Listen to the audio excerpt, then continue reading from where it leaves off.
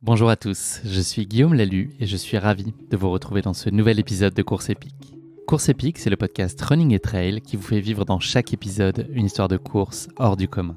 Athlète émérite, coureur confirmé ou anonyme passionné, quand la légende d'une course et la destinée d'un coureur se rencontrent, c'est dans Course Épique qu'elle se raconte. Course Épique, c'est un nouvel épisode chaque mercredi, mais c'est également chaque lundi matin un extrait de l'épisode à venir pour bien démarrer la semaine ensemble. Nous avons donc rendez-vous 2 fois par semaine. Et si vous souhaitez suivre notre actualité au jour le jour ou découvrir les coulisses du podcast, je vous donne rendez-vous sur notre compte Instagram courseepique.podcast. J'ai le plaisir de recevoir dans ce nouvel épisode Hervé Matou, iconique journaliste sportif et présentateur du Canal Football Club depuis 15 ans. Le 5 novembre dernier, Hervé a pris le départ de son tout premier marathon, et pas n'importe lequel, le marathon de New York. Appliqué dans sa préparation, mais contraint par un agenda complexe, Hervé s'est présenté sur la ligne de départ de son premier marathon avec une grande détermination, lui qui n'avait alors jamais couru plus de 10 km en compétition jusqu'ici. Son objectif est simple, aller au terme de ce marathon de New York, qu'importe le chrono. Il va faire preuve d'une volonté à toute épreuve pour se donner la chance d'aller au bout de son objectif. Mais je ne vous en dis pas plus. Hervé va vous raconter tout ça bien mieux que moi. Bienvenue dans notre nouvel épisode de Course Épique, Ligne de champion.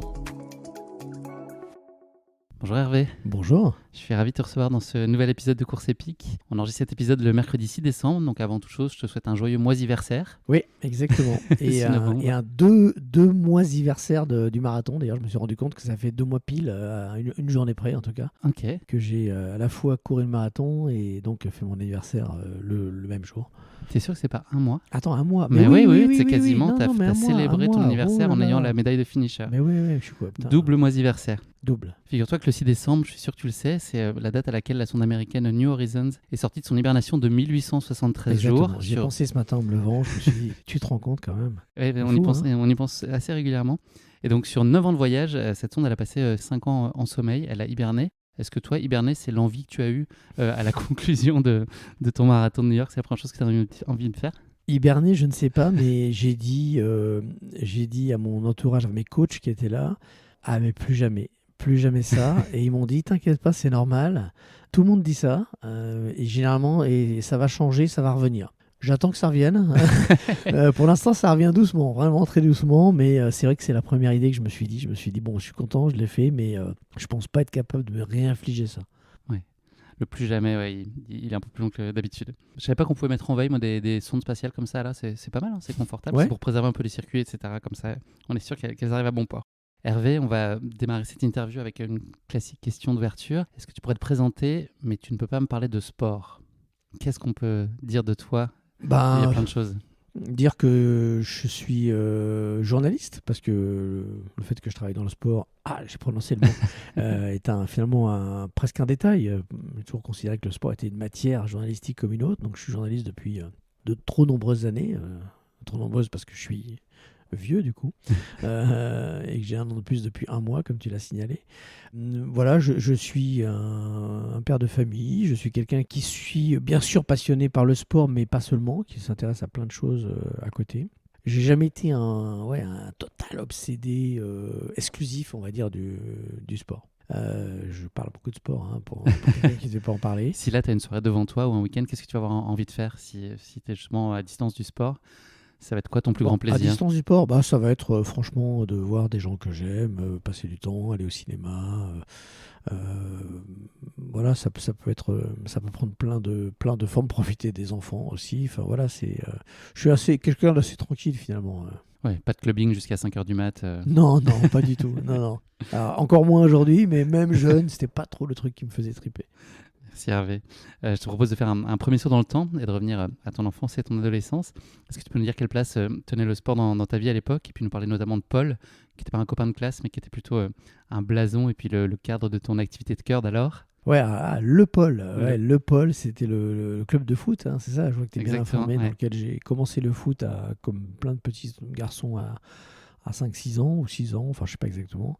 J'étais dans la banlieue parisienne, mes parents étaient fonctionnaires, donc j'habitais Longjumeau, et donc j'ai signé au Pôle, au postillon olympique longjumellois, emporté par la vague verte de stéphanoise qui a amené plein d'enfants vers le foot à l'époque. J'étais donc dans une famille, j'avais un grand frère qui s'était essayé au foot, mais manifestement c'était pas son truc, et lui c'était plus la musique. Et donc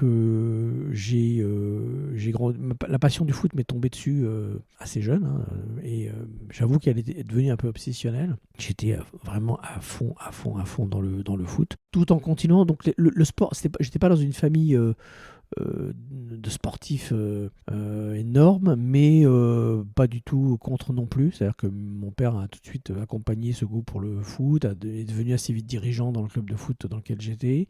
Mais dans ma famille, on faisait en sorte d'être ouvert à plein de choses, et c'est peut-être pour ça aussi que je suis aujourd'hui assez ouvert à la diversité. C'est qu'on pouvait aller de temps en temps au Parc des Princes voir un match du PSG. C'était pas le PSG de l'époque, hein, le stade était à peu près vide et il jouait le maintien en gros.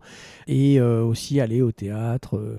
Voir des trucs un peu pointus, aller à des expositions. Enfin voilà, il y avait une sorte de diversité de loisirs voulue par mes parents pour nous ouvrir un peu l'esprit. Tes ambitions sportives là, et footballistiques de l'époque, elles étaient de quel ordre? Et puis est-ce que l'esprit de compétition, c'est quelque chose qui t'habitait et qui t'amenait à te surpasser? Non, pas d'esprit de compétition très très développé.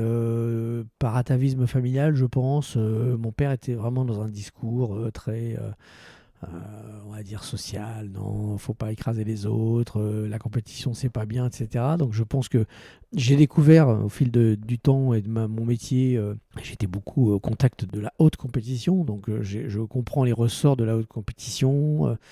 J'ai beaucoup échangé avec des grands athlètes, des grands sportifs. Donc tout ça a fait que je me suis détaché de ces valeurs qu'on m'avait inculquées. Mais malgré tout, c'est sûr que ça fait pas de moi quelqu'un qui aime la souffrance, qui veut absolument faire une perf, battre son record, etc. Non, on m'a pas donné ça petit. Donc ça, c'est pas quelque chose qui m'a vraiment nourri, on va dire. Donc le sport, alors malgré tout, comme tout gamin qui commence le foot, moi j'avais envie d'être Ivan Kurkovic, hein, j'étais gardien, le gardien des Verts des années 70, c'était mon idole. Et bien sûr que quand tu commences le foot, que tu es petit, tu te rêves footballeur. Mais c'est quelque chose qui m'a aussi quitté assez vite. Je ne fais pas partie des journalistes de sport qui sont des footballeurs frustrés. Il y en a plein hein, qui se disent, qui sont encore fascinés par les joueurs, etc. J'ai de l'admiration pour ce qu'ils font, mais moi, mon envie de faire autre chose, elle est venue assez vite et j'ai assez vite compris que je ne serais pas professionnel.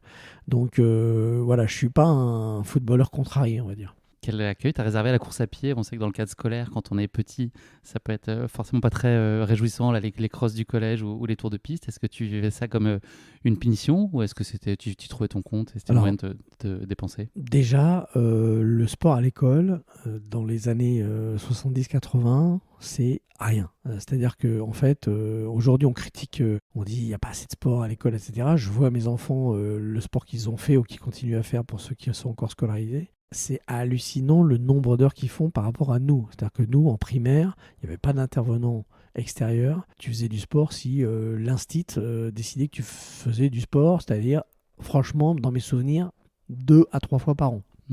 Donc, rien. Donc, autant dire que la course et au collège, alors, il y avait les heures réglementaires.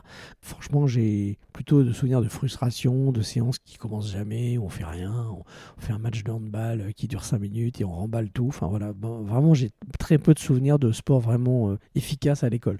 Donc, la course à pied, pour revenir à ta question, c'était plus dans le cadre du foot, la préparation. Et à l'époque encore, on était un peu sur, on commence par les tours de terrain. Hein, on fait 10 tours de terrain et on commence la séance pour jouer au foot. Quoi. Il n'y avait pas encore de physique avec ballon où finalement tu cours sans t'en rendre compte. Donc j'avoue que je suis resté sur l'idée que courir c'était chiant, c'est un truc qu'on faisait avant de faire du sport pour s'amuser. Quoi. Pas assez ludique. Pas assez ludique. Et donc quand je me suis mis un peu à la course à pied, c'était bien après, adulte, où je me suis dit, c'est vrai que c'est un moyen assez simple de faire du sport, pratique, qui ne demande pas de temps, pas de devoir chercher quelqu'un, etc.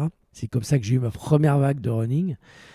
C'était plutôt un choix de raison que de cœur, alors, c'est ça? Ouais. Enfin, en tout cas, pour des raisons logistiques et Oui, non, praticité. clairement, oui. Je me suis jamais dit qu'est-ce que c'est super d'aller courir. Tout. Alors là aussi, c'est un petit peu comme le retour de flamme post-marathon. On m'a dit tu verras, tu vas courir et au bout d'un moment, ça va devenir indispensable à ta vie. Tu vas te lever le matin, tu auras des envies. Franchement, jamais. Jamais ça ne m'est arrivé de me dire qu'est-ce que j'ai envie de courir aujourd'hui. Ça me manque. Voilà. Non, au contraire, quand je l'ai fait, ça a toujours été dire bon.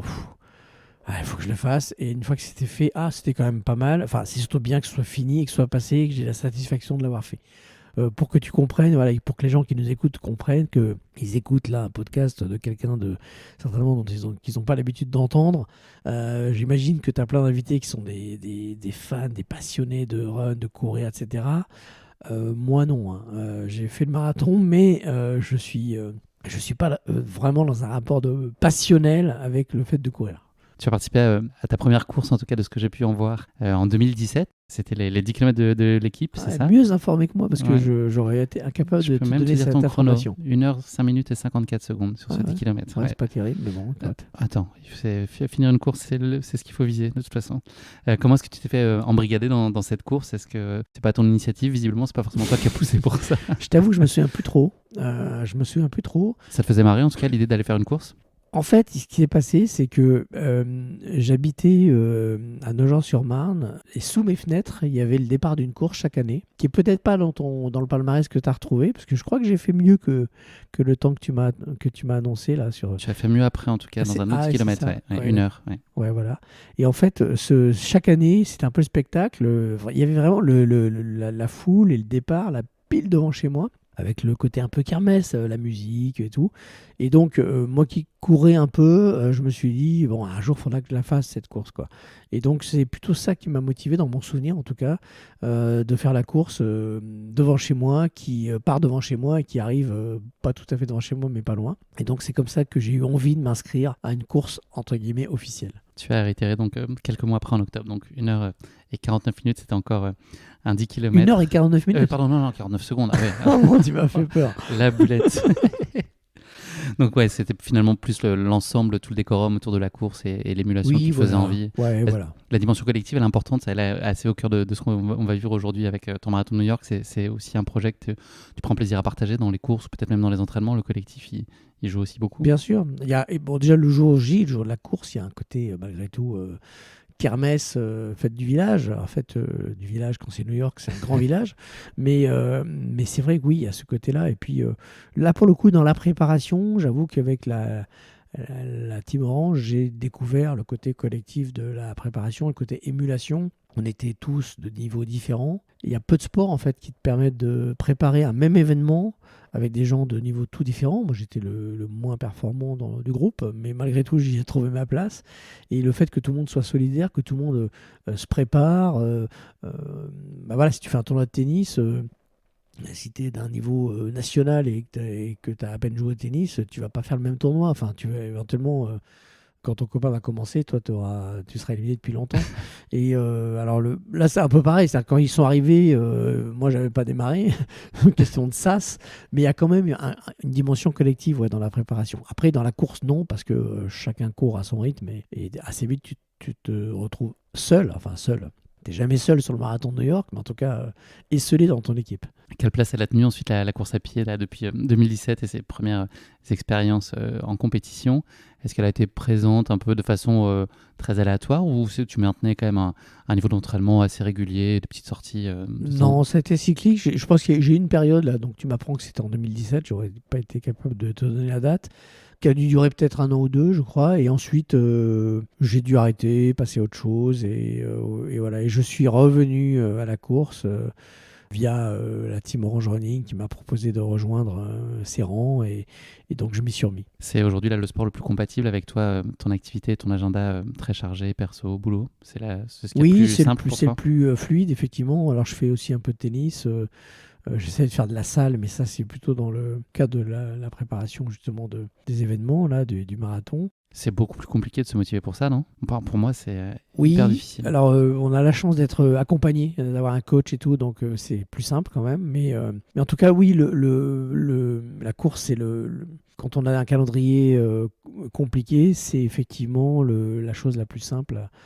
Tu regardes, tu dis tiens là j'ai un trou jeudi matin entre 10 et 12, je vais pouvoir le faire quoi. Oui, c'est clair. Est-ce qu'aujourd'hui c'est quand même malgré tout une source d'accomplissement ou est-ce que c'est juste tu as fait ce que tu avais à faire ou est-ce que ça peut quand même être une source de satisfaction, la douche d'après elle est quand même bien, Oui. les hormones sont au taquet et Ouais, puis ouais, mais tu as pris du plaisir. Oui, alors voilà, quand même je ressens ça, comme je te le disais, je ressens surtout le plaisir de l'après, de se sentir bien, de sentir son corps, d'être plus affûté, la douche d'après dont tu parles, tout ça, oui, voilà. Mais c'est plutôt l'avant qui, c'est le manque d'allant au départ, quoi, voilà. Mais On regrette jamais, c'est ce qu'on dit en tout voilà, cas. on regrette jamais. Et puis, ce qui est vrai, comme plein de choses dans la vie, c'est que plus tu en fais, plus tu es porté par ça. Et dans le sport, ce qui est terrible, c'est que plus tu t'arrêtes longtemps, plus c'est difficile de relancer la machine. C'est impitoyable hein, pour ça, le sport. Quand tu reprends après un mois d'arrêt, tu as l'impression d'avoir jamais fait de sport. Mais par contre, c'est vrai que quand tu es dans un cercle vertueux, que tu t'imposes des séquences et des séances régulières, c'est de moins en moins dur d'y aller, quoi. C'est de plus en plus gratifiant effectivement avec le temps. Sans parler là de tes dispositions physiques, mais ça va être en lien avec la course qu'on va raconter aujourd'hui. Comment tu t'auto-apprécies en termes de détermination de mental? Est-ce que tu penses que tu as de la ressource? Tu vois, est-ce que en termes de qualité, est-ce que tu considères que tu es quelqu'un qui est prêt qui se donne les moyens en tout cas d'atteindre ses objectifs, quels qu'ils soient, et donc ça se traduit aussi en course avec, ou en tout cas quand tu te lèves le matin, de ne pas lâcher? J'aurais eu tendance à dire que j'ai un mental de moule, vraiment pas terrible. Et en fait, je crois que c'est faux. Et des gens m'ont dit, mais non, tu te rends pas compte, tu as un super mental. Alors, je navigue entre ces deux idées. Je sais pas trop. C'est-à-dire que ce qui est sûr, c'est que j'ai pas un mental à vouloir me faire mal, à aller me mettre dans le rouge de manière en y prenant du plaisir. J'ai pas ça. Mais tu lâches pas non plus. En revanche, voilà, malgré tout, je ne lâche pas.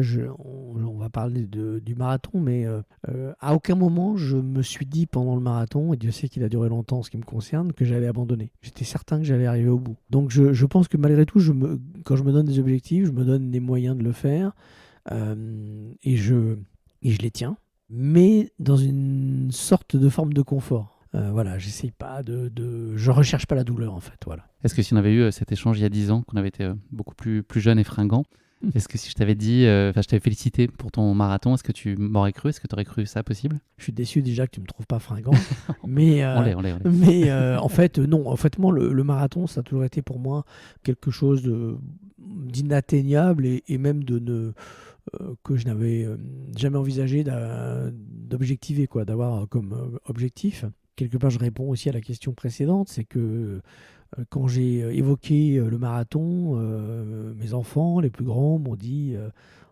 toi, faire un marathon, mais n'importe quoi, jamais tu y arriveras, tu ne pourras pas. Et en plus, tu n'as pas le mental pour ça, tu n'as aucun mental. Parce qu'ils voient que je suis plutôt un jouisseur, que j'ai plutôt envie quand on fait du sport. C'est pas que j'ai pas envie de gagner, j'ai envie de gagner, mais c'est jamais très grave en fait de perdre. Je suis plutôt le gars qui assez vite va faire chambrer, se marrer, voilà. Mais je suis pas un mauvais perdant au sens que j'ai pas envie de. Tu prends ça avec légèreté. Voilà, donc ils m'ont dit non mais toi, jamais de la vie tu feras un marathon. Et c'est pour ça que je l'ai fait. Je lui ai dit ah bon, vous dites ça, vous savez quoi, je vais le faire. Mais bon, avant que je me lance dans ce truc, parce que le problème c'est que une fois que tu as dit à tes enfants mais oui ok, vous me défiez quelque part, je vais le faire. Passer l'effet où tu as fait le mariole, faut s'y mettre. Donc c'est là que commence le plus difficile. Faut délivrer la cam. Je t'aurais dit jamais de la vie je vais me lancer là-dedans, quoi. Non, ça c'est clair. Ce qui est paradoxal parce que j'aurais été mieux armé il y a 10 ans qu'aujourd'hui, quoi. Merci beaucoup Hervé pour cette rapide présentation et introduction. On va passer à notre séquence du questionnaire de Proust qui va nous permettre d'en savoir un peu plus sur tes goûts et tes aspirations. Est-ce que tu es prêt pour ça, Hervé? Je vais essayer, ouais. Première question de ce questionnaire, le souvenir d'enfance qui est le plus précieux pour toi? J'ai pas de, et heureusement je dirais, j'ai pas de souvenir, un souvenir comme ça qui se dégage de manière plus précieuse que d'autres. Je dirais que ce que j'ai reçu de plus précieux, en tout cas, je pense que c'est l'amour de mes parents, tout simplement. Je pense que c'est la condition préalable pour pouvoir en donner à son tour, pour pouvoir faire preuve d'attention et d'amour vis-à-vis des autres, des gens qu'on aime, mais pas seulement. Et donc je crois que voilà le coussin précieux que j'ai reçu et qui fait que je suis ce que je suis, c'est ça, c'est d'avoir reçu finalement beaucoup d'amour et d'avoir le souvenir d'une enfance heureuse. Ça joue peut-être là, par rapport à ce que tu disais tout à l'heure, sur que tu n'es pas grand-chose à prouver en fait finalement, sportivement ou quoi que ce soit. Finalement, Oui. tu n'as rien à démontrer. Et aussi peut-être aussi pas d'envie d'aller se faire mal en fait. Je pense que des gens qui ont souffert, il y a le concept de résilience qui peut être un atout dans la vie aussi. Voilà, quand tu as souffert, il y a des choses qui sont dures que tu peux pas donner, mais certainement que tu as plus d'accoutumance à de la souffrance, plus d'envie d'aller prouver des choses. Et j'ai pas du tout vécu dans un milieu particulièrement fortuné, quoi que ce soit. J'ai une famille moyenne, mais j'ai vécu dans une ouate, non pas de confort matériel, mais De bienveillance, de d'attention, de bienveillance. confiance. Voilà, exactement. Et c'est il y a des choses que ça ne te donne pas en termes de force, de violence, qui peut être utile. Mais je reste persuadé que c'est malgré tout avant tout, enfin un cadeau. Quelle est l'émotion que tu gères le moins bien? L'émotion que je gère le moins bien, je dirais les émotions que je gère le moins bien, c'est les émotions des autres finalement. Je me sens moi capable personnellement d'encaisser plein de choses, voire tout. Bon, à part, bien sûr, des choses très violentes qu'on peut imaginer, mais ce que je gère le moins bien, c'est la détresse des autres, des gens qui me sont proches, soit même des gens inconnus. Je pense que je me mets assez facilement en empathie et ça m'est très difficile de résister à ça, y compris d'ailleurs, même les émotions de joie des autres me touchent très vite. Pour répondre à ta question, c'est vraiment ça que je gère le moins bien, c'est le spectacle des émotions me touchant des autres. Ouais. Est-ce que c'est des choses que tu peux éviter ou est-ce que tu les embrasses et tu composes et toi Un tu peu les deux, t'exposes? c'est-à-dire que tu t'exposes, mais avec le temps, tu apprends aussi parfois à te protéger parce que tu peux pas être une éponge. Donc tu es obligé de temps en temps de tenir à distance tout ça parce que tu te connais et que tu peux pas, pour reprendre une expression qu'on entend parfois, embrasser toute la misère du monde. Quand tu sais que tu es un peu quelqu'un d'empathique, à la fois tu l'acceptes, mais de temps en temps, il faut que tu te protèges parce que tu peux plus, tu peux pas. Tu peux pas, voilà, il faut à un moment donné se tenir à distance pour ta propre survie, on va dire. Troisième question de ce questionnaire, le talent que tu aimerais le plus avoir? Je crois que ce serait une forme d'esprit d'entreprise qui fait transformer de manière rapide une idée en projet. Je fais partie de ces gens qui ont plein d'idées et qui se dit que ça reste des idées parce que je me dis bon, ouais, faudra, ça va. Je vois tout de suite les obstacles et je connais à contrario des gens autour de moi qui ont une idée le lundi et le mardi matin ils la mettent en branle et ils n'ont pas peur de tous les obstacles, ils foncent en fait. Euh, et moi, je peux assez vite être saisi par le syndrome de l'imposteur quand je suis pas dans mon domaine, me dire ouais, mais là, bon, est-ce que je vais être crédible? Voilà, je vois assez vite ces obstacles. J'ai pas cette espèce d'esprit d'initiative d'entreprise qui te rend imperméable à ce sentiment d'imposture. Tu parlais de résilience tout à l'heure aussi. Effectivement, quand tu es entrepreneur, c'est prendre des coups et avancer quotidiennement, quoi. En gros, ça se passe jamais comme prévu. Ouais, certainement. Le moment qui a changé ta vie pour toujours, il y en a probablement plein.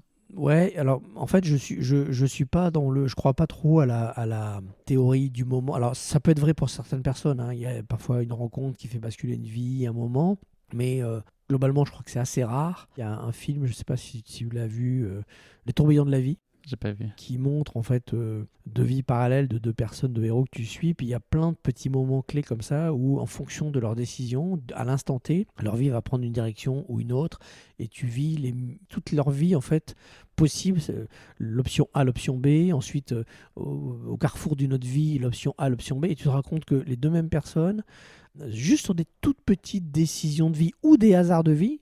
Tu rentres dans une boutique, tu croises quelqu'un, tu arrives 5 minutes plus tard, tu ne le croises pas, ont des vies totalement différentes. Et je crois beaucoup à ça, au fait que la vie est faite de plein de carrefours, parfois de décisions, parfois totalement aléatoires, et qui font que ta vie prend une direction ou une autre. Je donne juste un exemple. Mes parents, donc j'ai grandi en région parisienne, mais mes parents ensuite ont été nommés à Clermont. Donc on a déménagé, j'avais 11 ans à Clermont. Ils pouvaient également être nommés à Albi. Ils ont fait le choix de Clermont, c'était Clermont ou Albi, en gros la région de ma mère ou la région de mon père. Et si ils avaient pris Albi, eh ben, ma vie aurait été totalement différente. J'aurais pas fait ma vie avec la même femme, mes enfants n'auraient pas été mes enfants, mais en même temps, si mes parents ne s'étaient pas rencontrés, donc en fait, je pense que le moment qui a vraiment changé ma vie, c'est le moment où mon père a rencontré ma mère. Sinon, je serais pas là à te répondre. Donc voilà, ce sera ma réponse. Mais sinon, voilà, je pense que la vie est faite de multitudes de possibilités. Je ne crois pas spécialement au destin. Je crois pas.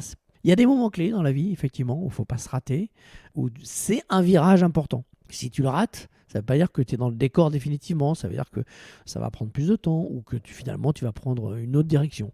Je crois plutôt à ça. Tu nourris des regrets? Ça t'arrive de questionner ou d'être nostalgique ou de dire justement le et si?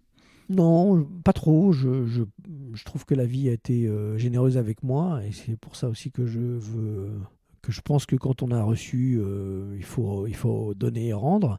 Mais des regrets, des regrets ponctuels peut-être en réfléchissant, mais globalement non. Merci beaucoup Hervé d'être prêté à cet exercice. Je vais présenter très brièvement la course épique qui nous intéresse aujourd'hui, donc le marathon de New York. Cette course, elle revêt une dimension incontestablement mythique pour de nombreux coureurs. Son tracé au cœur de Big Apple et la ferveur incroyable qu'il suscite avec plus de 2 millions de personnes sur le bord de la route font de lui un marathon évidemment hors du commun. C'est une course où les champions olympiques côtoient les amateurs passionnés, même si on regardait ça, ils sont déjà en train de prendre la douche alors oui, c'est clair. Nous, on est sur la ligne de départ, je m'inclus dans le amateur passionné. Cette course, elle transcende les frontières, elle unit les coureurs de tous horizons dans une célébration de l'endurance humaine et puis du dépassement de soi. Je pense qu'on voit une grande variété de coureurs en fauteuil roulant, enfin voilà, avec plein de difficultés. C'est la représentation de la diversité par excellence, comme peut l'être la course à pied de manière générale. C'est aussi une plateforme philanthropique, puisqu'il y a de nombreux coureurs qui choisissent de lever des fonds pour des causes caritatives, unissant ainsi l'esprit sportif à l'impact social. Donc c'est une opportunité unique de courir pour quelque chose qui est plus grand que soi, c'est important aussi. On l'a dit tout à l'heure, je crois, plus de 50 000 coureurs participent chaque année au Marathon de New York, donc le premier week-end de novembre pour l'anniversaire d'Hervé Matou. Un succès incroyable lorsqu'on sait que 127 coureurs seulement ont pris le départ, dont seulement une femme lors de la première édition en 1970, où il y a eu 55 finishers. Je pense que vous étiez un peu plus cette année. À l'origine, le Marathon de New York était parcouru intégralement dans Central Park. Chaque dossard coûtait alors $1. C'est un temps lointain aussi. Le départ est donné désormais à Staten Island et débute par la traversée du Verrazzano Narrows Bridge, dont tu vas nous parler. Le tracé parcourt les 5 arrondissements de New York, Staten Island, Brooklyn, le Queens, Manhattan, une rapide incursion dans le Bronx, avant un retour sur Manhattan et une arrivée, si tout se passe comme prévu, à Central Park. Et puis on n'est pas sorti du bois encore à Central Park. Là, je crois qu'il y a encore des petits coups de cul, comme on dit dans le jargon trail, qui sont un peu robustes à ce moment-là de la course. Donc la course est tenue cette année le 5 novembre. Départ programmé à 8h pour les concurrents pro en fauteuil roulant, puis les coureurs handicapés, les élites femmes, les élites hommes, avant que 5 vagues de départ pour tous les autres coureurs ne s'élancent à partir de 9h10. Le record de l'épreuve, il a été battu cette année en 2h04,58 par l'athlète éthiopien Tamira Tola. Et le record féminin, il tient depuis 20 ans. Il m'a lâché dans le dernier. Ouais, c'est ça. Ouais. Je crois que tu as fait un croche-patte. Non. C'est vraiment pas l'esprit du tout du marathon. On n'est pas fiers de toi, Tamira. Hervé, j'ai oublié des choses ou pas? Est-ce que tu penses que voilà, il y a l'ambiance, je vais pas trop parler, mais c'est quand même une ambiance de dingue. On va en parler, bien sûr. C'est le moment qui pique un peu de notre échange. Tout se passait très bien jusqu'à maintenant. J'ai une question qui pique pour toi. Elle va être en lien avec le marathon de New York. Je fais des trucs assez tirés par les cheveux de manière générale, mais là, on est plutôt droit par rapport à la course dont on va parler. Il y a une fanfare particulière sur ce marathon de New York qui s'appelle la Bishop Loughlin High School de Brooklyn, qui joue en boucle la même chanson du premier au 50 millième coureur. Donc ils sont en boucle, là, ils sont en mode repeat pendant, je crois, c'est à peu près 3 heures le temps que tout le monde passe, comme ils sont plutôt au début. Donc je vais te demander quelle est la chanson qu'interprète cet orchestre. C'est composé de 200 musiciens qui jouent en boucle et qui est une chanson plutôt entraînante, inspirée d'un film. Est-ce que tu as une idée de quel film ça pourrait être? Alors, pour être honnête, je n'en ai aucune idée. Pourtant, je suis censé être lucide si tu me dis que c'était au début, mais je n'ai absolument pas remarqué cette fanfare. Il y a tellement de musique, tellement de fanfares. J'en ai vu effectivement des concerts improvisés, mais je n'ai pas repéré particulièrement celui-ci parce que je n'étais pas au courant de cette anecdote. Je vois bien ta technique pour m'obliger à chanter a cappella le morceau, je le vois bien. Tadadam, tadadam. Ah ouais. Rocky. D'accord. C'est le thème de Rocky. Je ne sais pas si je l'ai... Il y a un tel cocktail de musique qu'on entend quand on court à New York que Ça m'a T'étais échappé. trop dans l'effort, Ça m'a t'étais échappé. concentré. Ouais, exactement. En même temps, c'est une sacrée preuve d'endurance aussi hein, pour de souffler dans les trombones là, pendant 3 heures. Je Ah pense bah qu'à la si fin, tu ils me doivent dis avoir qu'ils font besoin ça pendant d'un 3 heures, et puis en plus, une là, petite pause exactement ravito. le même thème, ça doit être dur, hein, c'est clair. Écoute, Hervé, ça n'est malheureusement pas la bonne réponse. J'entends Non, ici les cris je de commence mal. désespoir Je de commence nos mal. auditeurs. Je te propose qu'on parle de ta course épique qui, elle, t'es allé comme un gant et sur laquelle tu as tenu à pas jeter l'éponge. Franchement, félicitations. Cette décision, donc, elle est née donc, d'une forme de défiance familiale. Tu l'as Ouais. dit tout à l'heure, ça t'a piqué au vif. C'était combien de temps avant? Est-ce que c'était encore réaliste de pouvoir se projeter sur le marathon en termes de préparation? Ça l'était, oui. Je me souviens un peu exactement, mais ça devait être aux alentours du mois de février-mars. Sachant que on m'avait dit que le temps minimal, c'était 3 mois possible. Donc, entre le moment où j'ai dit que j'allais le faire et le moment où je me suis mis, j'ai même laissé un peu de temps. Voilà, j'ai commencé tardivement, quoi. J'ai dû commencer peut-être en mai ou juin. Ce qui me faisait peur un peu, c'était l'été, parce que j'avais pas trop envie de passer mon été à courir, même si c'est ce que j'ai fait finalement. Mais je crois que j'ai commencé fin juin, vraiment ma préparation, entre guillemets. Encore une fois, un peu minimale. Je cherchais pas de performance. Mon but, c'était d'arriver à finir, ce qui pour moi était déjà une performance. C'en est une. Et c'est vrai que quand Dorian, donc mon coach, m'a dit, Dorian Louvet, oui. m'a dit combien tu peux faire de séances de run par semaine. Je préfère que tu me dises peu, mais que tu les fasses plutôt que beaucoup. Il n'a pas été déçu de la réponse. J'ai réfléchi, je dis 2. Il me dit ah bon seulement? Je dis oui, écoute. Ouais. Et encore 2, je te dis 2. Là, quand je te le lis, je vois vraiment pas comment je vais faire. Et donc, il m'a dit, bon, ok, mais 2, c'est vraiment, tu peux pas faire moins. J'ai dit, ok, tu m'as demandé mon max. Mon max, c'est ton minimum, manifestement, mais ça sera mon max. Et j'ai réussi à tenir mes 2. Alors, ça m'est arrivé de en faire qu'une et du coup de compenser en faisant 3 la semaine d'après, etc. Mais voilà, je suis parti sur 2 séances, pas plus. Ton premier marathon, ça ne pouvait être que New York? Non, puisqu'au départ, j'étais parti pour que ce soit le marathon pour tous, qui sera mon deuxième, normalement, à Paris. Mais j'avoue que c'est aussi pour ça que j'ai dit oui. C'est parce que je me suis dit, quand on m'a proposé de participer à ce marathon de New York, je me suis dit, tu peux pas refuser New York, c'est pas possible. Pour être honnête, parce que tu m'as posé la question, est-ce que tu avais déjà envisagé un marathon? Oui, enfin non, mais oui. C'est-à-dire que je m'étais dit un jour quand même, ça doit être sympa de préparer le marathon de New York et de faire New York. Et quand j'ai découvert il y a quelques années l'Ekiden, je me suis dit ce serait sympa qu'il y ait un Ekiden à New York. Ça permettrait d'avoir le même trip que préparer le marathon de New York, mais sans les efforts nécessaires pour le marathon.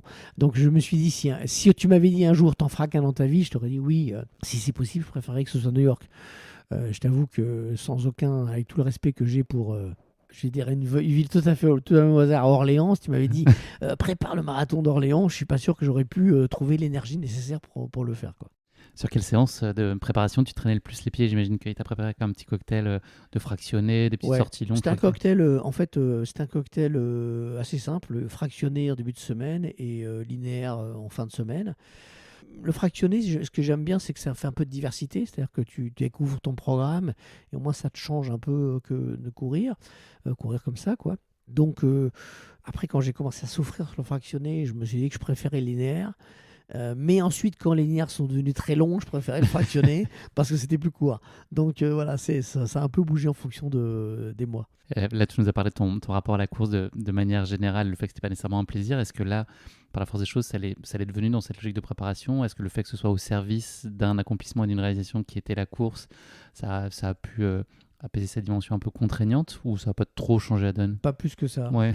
C'est-à-dire que exactement la même chose, c'est-à-dire plaisir de voir que je souffre moins, plaisir de voir que j'avance et plaisir d'en avoir terminé quand j'en ai terminé. Mais encore une fois, je suis jamais arrivé au stade où je me suis dit ouais, génial, aujourd'hui je vais me lever à 7h du mat pour aller courir, quoi.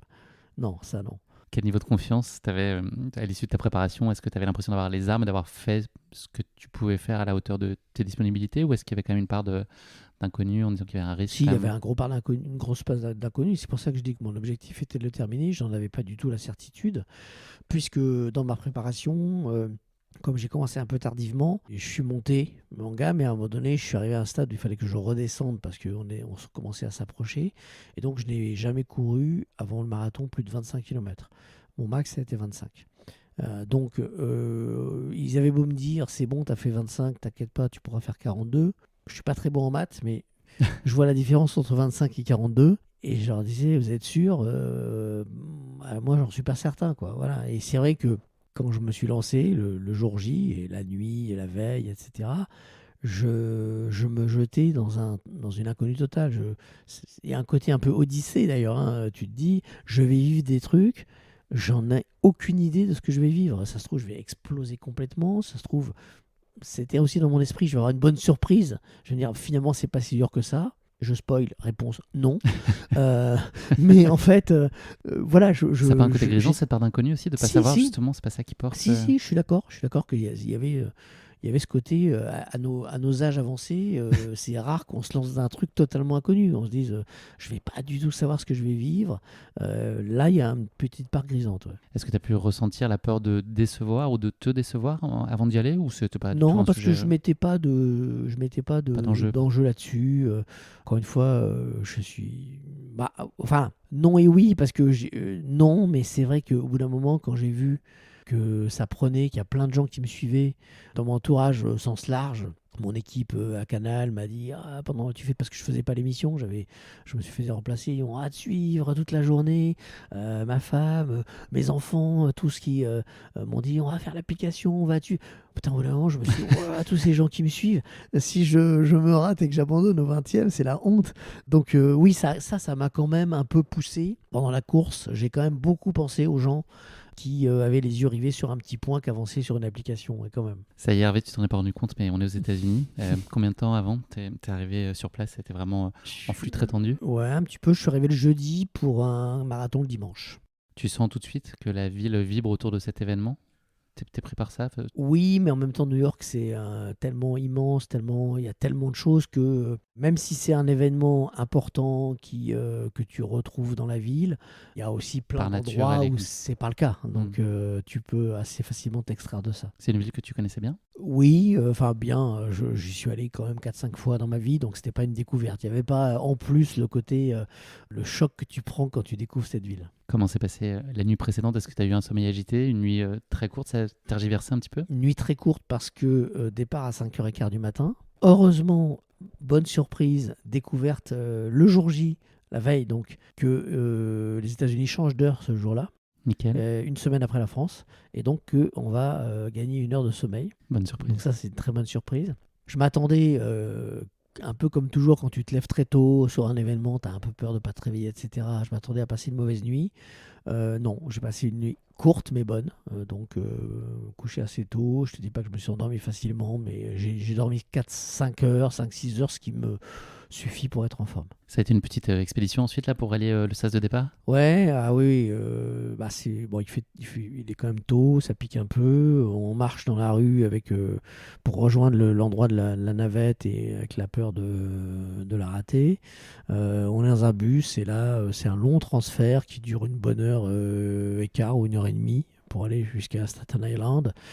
Le jour se lève, c'est assez beau, le jour se lève, tu as une vue sur Manhattan que tu quittes en fait, et tu t'éloignes, et plus tu t'éloignes, plus tu vois Manhattan de loin, loin, loin, tu te dis, non, le problème c'est que je reviens à pied. C'est quoi, ça m'a fait penser à un truc, la première fois que j'ai fait un saut en parachute, quand l'avion part, tu te dis, l'avion monte, et quand il va se reposer, je ne serai plus dedans. Ce qui est quand même assez rare dans la vie quand tu prends un avion, tu vois. Et ben là, c'est le même truc. Je me suis dit, on quitte la ville, on fait des kilomètres, et je reviens pas dans le bus. Donc, c'est un peu la même sensation. On est dans le sas de départ. C'est le moment du pourquoi ou c'est le moment du enfin? T'as envie d'y aller là? Un peu les deux. Non, pas du pourquoi, du enfin plutôt. Effectivement, on est dans une longue attente. Alors moi, particulièrement longue parce que j'avais un sas de départ très tardif. Petite erreur tactique, j'ai été trop franc, j'ai donné le temps que moi je pensais que j'allais faire entre 6 et 7 heures. Donc quand tu dis ça, on te fout dans le sas des nuls sur la fin. Et je me suis rendu compte 2 jours avant que c'était une bêtise. Parce que déjà, j'étais pas tout à fait seul. J'avais Amandine Petit qui était dans le même sas que moi, mais tous les autres partaient bien avant. Et puis j'ai commencé à faire les calculs. Je me suis dit, attends, mais si tu mets 7 heures, il fera nuit. 2, ton fils, mon fils était venu, il fait ses études à Montréal, donc il était venu en voisin, il sera déjà reparti parce qu'il a un vol le soir, donc je le verrai pas.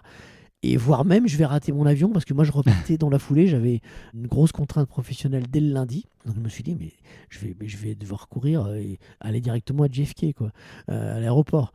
Donc, Petit coup de pression je me suis dit, supplémentaire. merde, c'est pas du tout le bon sas. Donc, on a eu une pression avant, avec Amandine, d'essayer de se greffer dans le sas des membres de notre équipe, de certains en tout cas, et de gratter des sas. Et c'était hyper stressant parce que on s'est dit que ce serait facile. Non, c'est les Américains, donc Ça négocie pas. ça négocie, Difficilement. mais c'est hard. Donc on a réussi à s'immiscer après de moult péripéties dans un sas qui nous a fait gagner 1h30. Et c'était vraiment salutaire, il fallait le faire. L'idée, c'était de faire la course en solitaire, ou il y avait Amandine avec qui tu avais peut-être prévu de faire le premier kilomètre? Amandine était la seule qui était voilà, dans le même sas que moi, donc, mais je savais que ses performances étaient meilleures que moi, donc je savais qu'on ferait les premiers kilomètres ensemble, mais pas plus que les premiers kilomètres. Et je lui ai dit, parce que moi, on m'avait dit surtout, arrête-toi à tous les ravitaillements, auquel j'ai répondu, ne vous inquiétez pas, aucun risque avec moi, oui, je vais m'arrêter,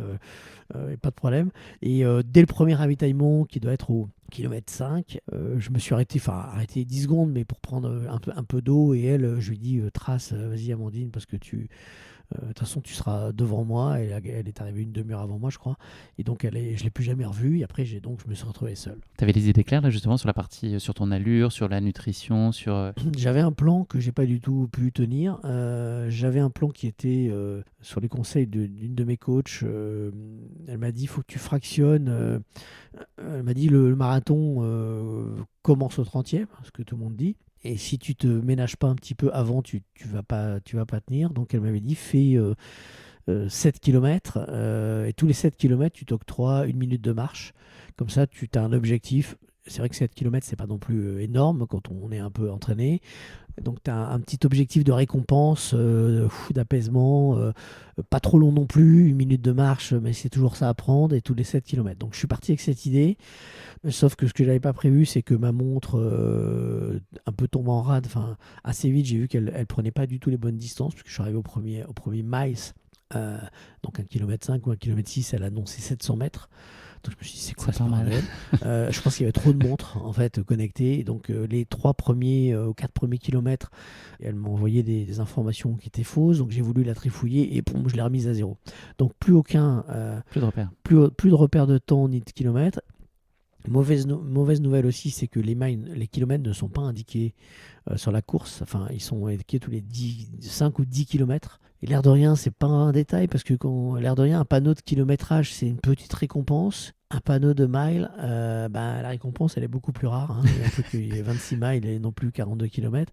Donc j'étais dans un néant spatio-temporel qui m'a fait complètement abandonner ma stratégie, en fait. Comment s'est passé là, le tout départ, le passage du fameux pont là, de départ vers Verrazzano? Est-ce que c'est des souvenirs particulièrement forts là, l'ambiance? Ouais, le tout premier, fatalement, t'es frais, t'es content, tu te rends pas compte de ce qui t'attend. Tu sais que tu ne t'en rends pas compte, mais tant mieux, voilà. J'étais avec Amandine petit, tranquille, on discutait, on se marrait, on regardait autour de nous. En fait, c'est comme un départ. T'es porté, parfois on a tendance à partir un peu vite justement, Oui, et à alors s'emballer. voilà, je faisais en sorte de ne pas d'être très prudent là-dessus. Pas sûr que je l'ai tenu d'ailleurs, peut-être que j'étais un tout petit peu au-dessus, mais globalement j'étais bien. Le premier objectif que j'avais, et je pense que pas mal de gens devaient être comme moi, pour pas se projeter sur 42 bornes, c'est l'arrivée sur Manhattan. Tu te dis, Manhattan, en gros, c'est au 27e ou 26e. Quand j'arriverai à Manhattan, j'aurai fait tout le chemin là, de bus qui t'a fait peur le matin. Tu seras revenu un peu à la maison. Ça sent l'écurie ou presque. Voilà, exactement. Ça ira. Donc, c'est l'objectif. Et je m'attendais à ce que la traversée de Brooklyn parce que quand tu regardes la carte, c'est une immense ligne droite de 15 bornes quasiment, hein. Donc tu te dis ça va être l'enfer. Et finalement c'est pas l'enfer, c'est plutôt une bonne surprise, parce que l'avenue là, je crois que c'est la 4e avenue de Brooklyn, elle est assez sympa en fait. Je m'attendais à une sorte de truc dans le vent, un faux plat, enfin ouais. Et surtout l'ambiance dont on m'avait parlé est incroyable, quoi. Voilà, c'est non-stop. Et donc, beaucoup de distractions autour de toi. J'avais prévu, j'avais des écouteurs pour écouter soit de la musique, soit des podcasts. Et en fait, j'ai pas pu. J'en ai pas eu besoin et j'ai pas pu. De toute façon, parce qu'à un moment donné, j'ai essayé, mais t'entends rien. Et honnêtement, on a beau te le dire, c'est 42 km. Sur les 42 km, t'en as 39, c'est le Tour de France, quoi. C'est le Tour de France avec des gens qui hurlent autour de toi et beaucoup de lectures, des panneaux. C'est un peu la culture anglo-saxonne, des panneaux avec des messages. Bah, ça te fait de la lecture, tu vois, avec des vannes. Alors certaines pas très drôles, mais d'autres assez drôles. Donc tous les 10 mètres, t'as un truc à lire qui te fait marrer. T'as eu le champignon pour accélérer, là, le champignon de oui, Mario. Alors ça, j'y suis jamais allé parce que je me suis dit, si tu y vas, tu vas dépenser de l'énergie. Si tu fais le Mario maintenant, tu vas le regretter plus tard parce que il y a un moment où tu t'aurais dit pourquoi j'ai fait 20 mètres pour aller appuyer sur ce putain de champignon qui ne sert absolument à rien. Donc je me suis gardé de le faire. Mais donc j'ai été quand même assez distrait par l'ambiance et cette traversée de Brooklyn qui est quand même assez longue, c'est un souvenir assez plaisant quand même. En plus parce que j'étais encore frais. Tu passes ensuite par le Queens là, avant d'approcher de Manhattan. Il y a donc le mur dont on a parlé tout à l'heure qui en théorie est au 30e. Et il avait rendez-vous un petit peu plus tôt là cette fois. Ouais, je sais pas qui le scientifique. Le gars s'est trompé, il a mis le mur beaucoup plus tôt pour moi en tout cas. En fait, déjà il y a le premier pont qui est donc le deuxième pont puisqu'on a eu le premier au départ là. J'ai demandé à une nana à côté de moi. Est-ce que c'est le pont qui nous mène à Manhattan? La fille n'a pas su me répondre, elle m'a dit je sais pas et tout. J'avais l'espoir que ce soit ça. En fait, j'ai réfléchi, j'ai dit mais non, pourtant j'avais étudié le parcours, mais là je commençais à être un peu moins lucide. Je me suis dit non, mais je crois pas. Et effectivement, j'ai vu que c'était le pont qui nous menait au Queen. Le Queen, le passage au Queen, c'est assez court quand même. Donc voilà, là tu commences à te dire vivement qu'on arrive sur Manhattan. Et donc voilà, ce passage sur le Queens, c'est marrant parce que les gens disent welcome in the Queens et tout. Enfin, les gars t'accueillent dans leur borough. T'es quand même content de laisser Brooklyn derrière toi parce que c'est quand même le parcours le plus long de ton chemin.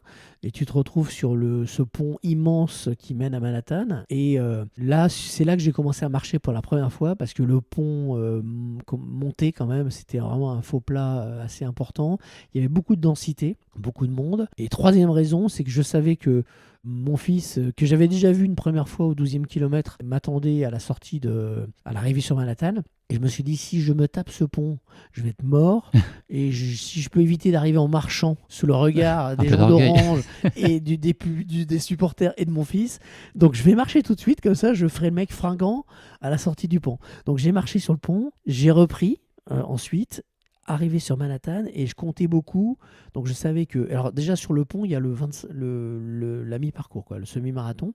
Et donc là, tu te dis, merde, je m'attendais à plus. Non, c'est le 25e kilomètre, donc c'est plus que le semi. 25e kilomètre, j'avoue que je m'attendais à plus. J'espérais voir le panneau 30. Et là, comme les kilomètres sont assez peu indiqués, enfin le kilomètre. 25, petit coup moral, ouais. Je me suis dit, merde, 25 seulement. Et là, je sais que surtout, j'arrive au stade où tout ce que je vais faire, je ne l'ai jamais fait, puisque j'ai couru que 25 dans ma vie, au max. Entrer sur Manhattan, tu te dis, je vais être porté par la foule, oui, mais ça dure pas longtemps. Tu rentres sur la première avenue. Certes, tu es content d'être à Manhattan, mais tu déchantes très vite parce que tu te retrouves. Donc, j'ai pas vu ni mon fils ni les gars d'Orange. Il y a tellement de foule que je les ai pas vus. Et là, tu as une perspective. Tu as la première avenue devant toi. Tu as un faux plat montant. Donc, tu vois au bout. Et au bout, c'est comme si tu regardais de la lune, en fait. C'est quasiment 7 bornes, je crois. 7 bornes, tu vois. Tu te dis non, c'est pas possible, je vais pas devoir aller au fond là-bas, et quand je serai là-bas au fond il me restera 15 bornes. Donc là honnêtement la première avenue je peux plus la voir en peinture. Tu te dis toujours pas que tu vas mettre le clignotant et t'arrêter, c'est toujours pas une option? Non, c'est un peu, à aucun moment je me dis que je vais devoir arrêter. Par contre t'as un peu peur que le physique t'y contraigne parce que à partir donc là on rentre sur Manhattan, c'est le 26e kilomètre. Ça commence à tomber comme des mouches autour de toi. Il y a plein de gens qui s'arrêtent, qui met toujours des petits coups au moral, ça. Qui vomissent, sont sur des civières. Tu te dis, ah ouais, d'accord. Bon, là, on rentre dans le dur quand même.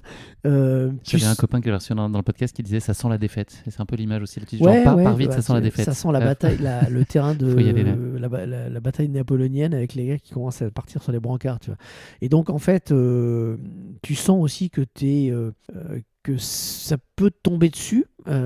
Donc tu lèves de moins en moins les jambes. Au début, je pensais pouvoir faire des levées de genoux, tu vois. Et d'ailleurs, Dorian m'avait dit non, fais pas ça parce que au bout d'un moment, tu vas partir en crampe si tu fais ça. Et donc effectivement, donc mon genou a commencé à me faire souffrir dans cette première avenue. J'ai senti que mes mollets étaient quand même pouvaient partir en crampe, que à l'aine ça pouvait partir en crampe. Donc en fait, tu avances doucement. Mais en tout cas, mentalement, je me suis pas dit là, j'en peux plus, je vais arrêter. Jamais. Jamais. Mais par contre, je me disais, faut pas que ça me tombe dessus. Si je pars en crampe, comment je vais faire, quoi. Il y a de la place quand même pour des moments de plaisir, même très épisodiques et très furtifs, ou ça n'est que souffrance? Non. Est-ce que tu arrives à t'émerveiller quand même de certains instants et tu picores? Ouais. Voilà, en fait, tu as toujours ce spectacle de la rue.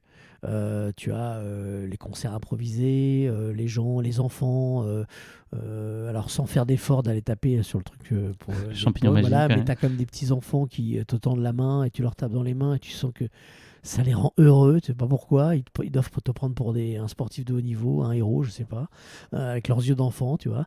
Oui, c'est un spectacle en fait, voilà. C'est pour ça que je te dis, malgré tout, la magie de New York, elle opère, c'est-à-dire que je me vois pas courir, être au 30e dans une campagne, quoi.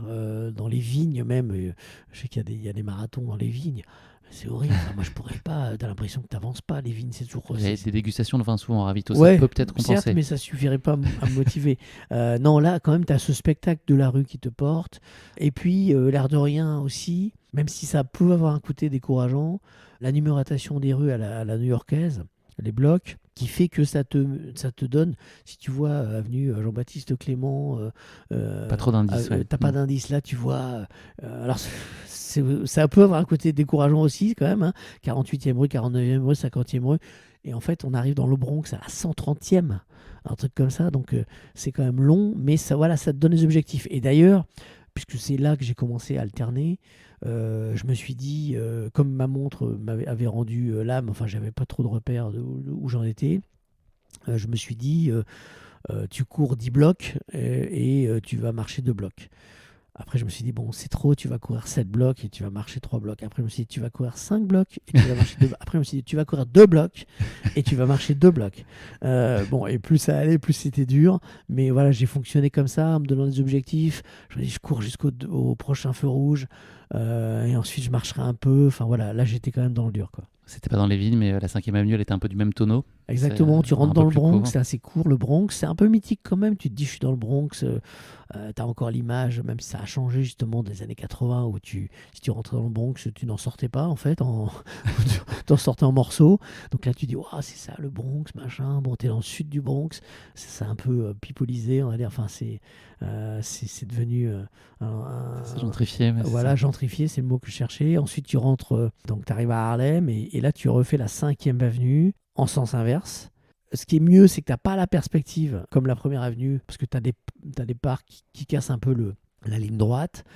Et tu arrives dans un espèce de parc, là, la sortie d'Harlem, où quand j'avais regardé la carte, je me suis dit, waouh, si tu arrives là, tu pourras te considérer comme presque arrivé.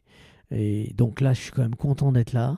Mais bon, tu vois aussi le fameux, le nouveau gratte-ciel qu'ils ont fait là, et donc je savais que l'arrivée était au pied de ce gratte-ciel, tu la vois quand même, et ça te paraît très loin. New York, c'est une ville particulière, parce que même quand tu y vas en touriste, tu marches énormément sans t'en rendre compte. Parce que ce système de blocs, tu regardes, tu dis, on est à 5 blocs, c'est pas grave, on est 50e rue, on va à la 35, c'est pas grave. Mais tu fais assez facilement beaucoup de kilomètres. Et quand Manhattan, moi ça m'est arrivé de descendre de Central Park au sud, à la pointe sud de Manhattan à pied, ce qui fait 18 ou 19 km, en fait sans s'en rendre compte. Parce que à la fois le spectacle permanent, mais quand tu vois ce que tu as fait, l'air d'un, tu te rends compte que c'est énorme. Et là, c'est pareil, tu vois, tu te dis, waouh, le gratte-ciel là, qui est près de l'arrivée, il est quand même très loin. Donc voilà, bon, mais quand même, tu sens que ça sent l'écurie, quoi. Voilà, tu te dis waouh. Et tu arrives à Central Park, et là, tu te dis, j'en ai tellement rêvé d'arriver à Central Park, qui est quand même le sas d'arrivée finalement, que tu as un côté c'est fini, mais c'est pas fini, parce qu'il te reste 7 ou 8 km, je crois, de mémoire. Et donc, c'est quand même, quand on a fait 35, c'est pas rien. Et puis c'est aussi voilà, effectivement des collines, des montées, des descentes.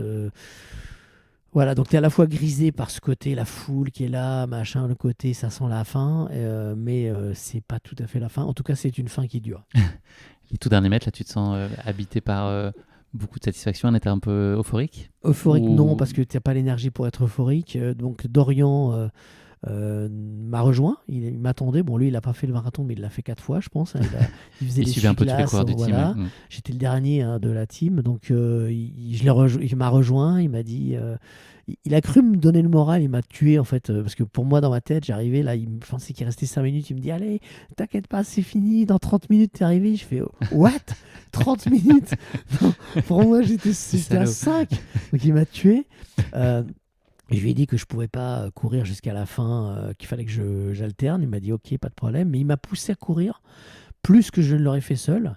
Et finalement, sans le savoir, parce que j'avais pas de repère de temps, il m'a permis d'être sous les 6 heures. Donc, c'est ça, sous les... Ouais, je me trompe pas, 5h58 avec 43 secondes. Putain, ouais. Donc, en fait, sans le savoir, il m'a poussé un peu. En fait, honnêtement, euphorique, je dirais pas ça. Satisfait, Soulagement, soulagé. satisfait, soulagé. Enfin, tu te dis, tu l'as tellement rêvé cette ligne d'arrivée. J'étais allé la visiter 3 jours avant parce que tu peux aller. On a fait une séance d'entraînement dans Central Park et donc tu vois ce finish là et tu te dis, waouh, quand je passerai là, putain, je serai trop content. Donc tu sais que la récompense est proche. Et voilà, et quand tu es arrivé, c'est trop bon que ce soit fini. Or, ce n'est pas fini. Puisqu'il faut ensuite, tu as tout le SAS, ils te font retraverser Central Park. Et ensuite, il faut retourner. Moi, je suis retourné à l'hôtel. Il se trouve que j'ai fait 15 km à pied d'ailleurs. 15 bornes pour rentrer à l'hôtel. Ce qui finalement a constitué un décrassage qui m'a été utile. Mais bon, sur le moment, quand même, tu trouves le temps long.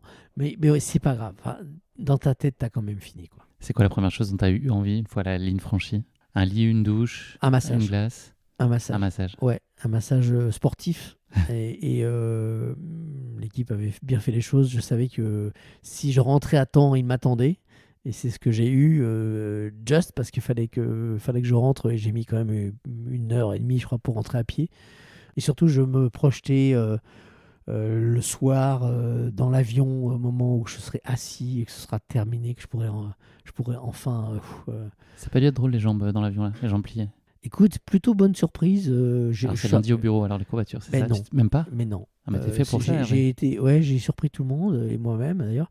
Quand je suis arrivé à l'aéroport de New York, je suis sorti du taxi, là j'ai marché. Je pense que les gens me voyant savaient que j'avais fait le marathon. Et une fois dans l'avion, je me suis dit le réveil le matin va être horrible. Pas tant que ça, franchement bien. Je suis allé bosser directement, je suis parti de l'aéroport, j'avais un tournage, j'étais bien. Ils m'ont dit, non, c'est le surlendemain, donc demain tu vas être... Et le surlendemain, j'étais bien. Enfin, j'étais comme quand j'avais fait 15 bornes, quoi. J'ai eu aucune courbature. Et c'est pour ça que je disais, en réfléchissant, en discutant un petit peu avec des spécialistes, ils m'ont dit certainement que c'est la marche de 15 bornes que j'ai fait dans la foulée des 42 qui a fait office de décrassage et qui m'a valu de ne pas avoir plus que ça de courbature. Vous avez fait la fierté donc de Dodo, puisque vous avez fait carton plein, toute la team Orange Running. Là, tout le monde est revenu avec sa médaille de finisher. Il y a eu aussi des situations un peu compliquées. Je crois que Marine L'Orphelin est très mal au genou. Ça a été assez compliqué pour elle, chacun a eu des problèmes. Certains, ça a été des problèmes intestinaux. Marine a souffert aussi. Claude-Henri Durier, donc d'Orange aussi. Eric Abidal, pourtant qui est un sportif de haut niveau et qui est affûté, a explosé dans la deuxième moitié. Chacun a découvert, pour ceux qui faisaient ça pour la première fois, diverses difficultés. Mais effectivement, du coup, rétrospectivement, j'aurais pas aimé être le cancre de l'équipe. Enfin, j'ai été le cancre en matière de temps, mais au moins, j'ai pas fait honte. Vous avez tous fini, c'est ça l'essentiel. C'était ton objectif, tu l'as atteint. Est-ce que ce marathon de New York, il a été à la hauteur de ce que tu imaginais? Oui, voire plus. En termes d'ambiance, plus. On en avait beaucoup parlé, mais franchement, en entendre parler, le vivre, c'est différent. Je ne m'attendais pas à autant. Je me suis dit que dans les rues de Manhattan, tout ça, il y aurait du monde, mais c'est tout le temps. Tout le temps. Donc, grosse ambiance, et je ne pensais pas pouvoir courir près de 6 heures sans écouter de musique, sans rien, et sans en ressentir le besoin, tellement il y avait de l'ambiance et du spectacle. Et en matière de souffrance, comme je te le disais, à un moment donné, j'avais l'espoir d'avoir une bonne surprise, de me dire ah bah finalement c'est pas si dur que ça, et non en fait. Donc il a atteint aussi ce que j'attendais finalement. C'est quand même très dur, c'est quand même très long. Est-ce que tu changerais quelque chose sur ton marathon? Dans la phase amont, dans la course en elle-même? Je changerai déjà mon pronostic pour avoir un meilleur sas et ne pas stresser avant de devoir me m'immiscer dans un sas qui n'est pas le mien, etc. Voilà. Et ensuite, oui, j'ai trop bu, contrairement à ce qu'on croit, parce qu'après, on m'a alerté là-dessus. On m'a dit, il faut que tu t'hydrates, faut que tu t'hydrates. Donc, j'ai beaucoup, beaucoup bu. Et du coup, j'ai dit, mais comment ça se passe si tu as envie d'aller aux toilettes pendant que tu cours? On me dit, non, t'inquiète pas, tu vas transpirer. En fait, non, si, j'ai fait des arrêts pipi constamment qui m'ont beaucoup retardé.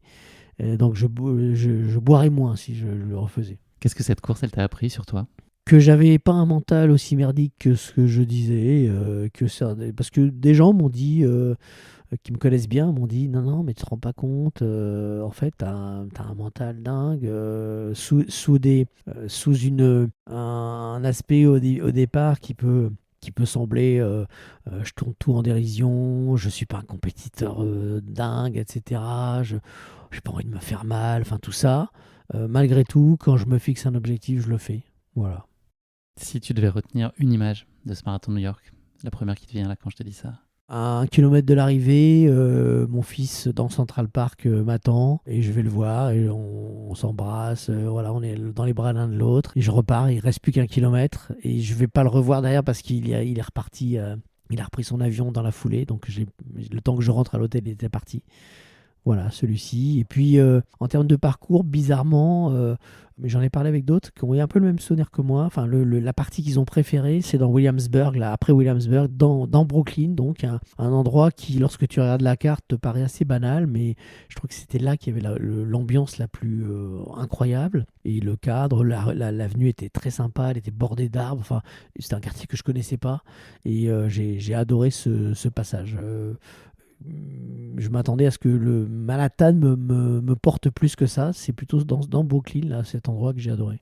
Merci beaucoup Hervé d'avoir partagé avec nous ton marathon de New York épique. La bonne nouvelle, tu nous l'as dit tout à l'heure, c'est que tu rempiles en 2024 avec le marathon pour tous, le marathon des JO, oui. Normalement. Est-ce que c'est comme en parachute, là, c'est plus dur la deuxième fois, là, quand on sait qu'on a déjà expérimenté la première fois, ou est-ce que tu vas t'en servir? C'est une expérience qui va finalement t'aiguiller, te faciliter la tâche? J'aurais tendance à... Enfin, je pense que un peu les deux, fatalement. Il y aura moins cette part d'inconnu, mais je crois quand même que c'est plus dur de savoir. Tu perds ce côté un peu découverte. Et puis le parcours du marathon pour tous, c'est du marathon olympique, puisque c'est le même, est particulièrement difficile, avec un gros dénivelé. Ça fait un peu peur. Mais bon, voilà. Peut-être moins d'enjeux, entre guillemets, de se dire, je sais que je l'ai fait, donc que je suis capable, a priori, de le refaire. À plus long terme, est-ce qu'il y a un défi sportif qui te fait envie, alors qui pourrait être de cette nature-là, mais peut-être en famille avec les tiens, ou est-ce qu'il y a un rêve absolu que tu aimerais réaliser, une expédition, un projet, enfin... Non, pas trop de choses de cet ordre. J'ai déjà fait un équidène en famille, donc peut-être refaire des choses comme ça, où le côté un peu équipe me plaît bien. Mais pas de. On va pas, la famille Matou va pas partir au pôle Nord en raquette ou un truc comme ça. Non, non. Ouais. En autonomie, non. En autosuffisance. Non, okay. Pas trop. Hervé, c'est la dernière question de ce podcast. C'est pas le mot de la fin, c'est le motto de la fin. Est-ce que tu aurais une devise à partager avec nous, ta propre création ou une devise existante? Une devise, je ne sais pas, mais en tout cas, quelque chose qui me porte, que j'essaie de m'appliquer, c'est une phrase banale qu'on a tous déjà entendue, mais à laquelle j'adhère, c'est être sérieux sans se prendre au sérieux. Pour moi, je trouve que le monde est rempli de trop de gens qui se prennent au sérieux, dans ce qu'ils font, dans ce qu'ils sont. Dans ce qu'ils pensent être. Dans ce qu'ils pensent être, ouais, souvent d'ailleurs.